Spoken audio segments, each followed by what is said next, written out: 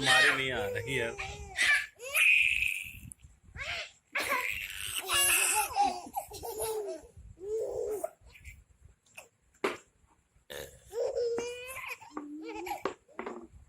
बस करो, जो हो गया।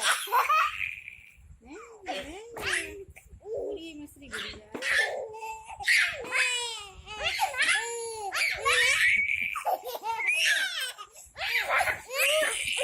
बस कर। रुक जा।